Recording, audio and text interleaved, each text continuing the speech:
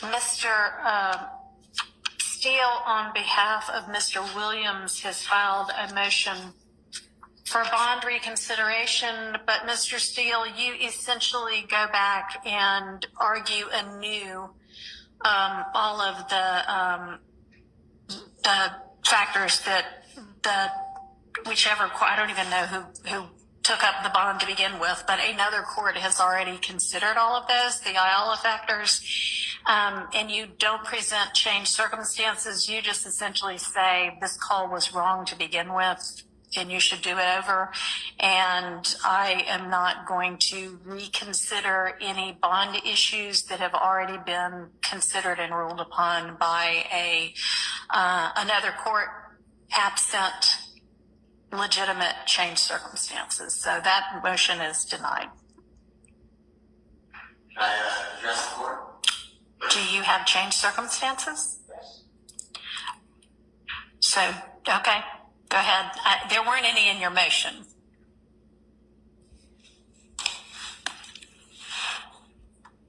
Mr. Williams has been in custody since the 9th day of May of 2022. This is in my motion. Or it should be in my motion. He has sat through unnecessary jury selection for months, bringing in over 2,000 people when the jurors were chosen from the first 511. That should not be on him. This is excess. He's now sat here for a month while the antics of Judge Glanville and Lawyer Love and Lawyer Hilton cause him to just wander and squalor in a jail. The case is, God forbid there's a conviction, going to be reversed potentially because these are serious issues, and I've raised them. I've put them to the court.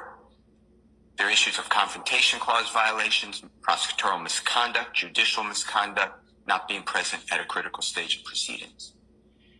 There is no reason to believe that Mr. Williams is fleeing. He would be crazy, because if he flees, the case goes on because it's mid-trial and he waives his appellate rights. He has the strongest ties to the community and the backing of wonderful people, both near and far, who are willing to come. Those are my changed circumstances. All right. Thank you. I do not, they are changed circumstances from, yes, things happened after the bond was decided to begin with. I don't know how I would have decided the bond originally. That's not before me. Those are not the kind of changed circumstances that speak to the IALA factors, and so I'm not going to reconsider the bond. Well, let me ask one more then. There is a judge who joined the prosecution team. He said, we need a witness's testimony. He encouraged the witness, more than encouraged, to testify against Mr. Williams. I think that should come anew to the court. All right, well, that may or may not be a substantive error in these trial proceedings. I've got that under advisement right now, but that also would not be an IALA type change circumstance. Okay. So I appreciate you presenting this to me, but I'm not going to reconsider bond. Okay. Even though potentially it was not done by a fair tribunal.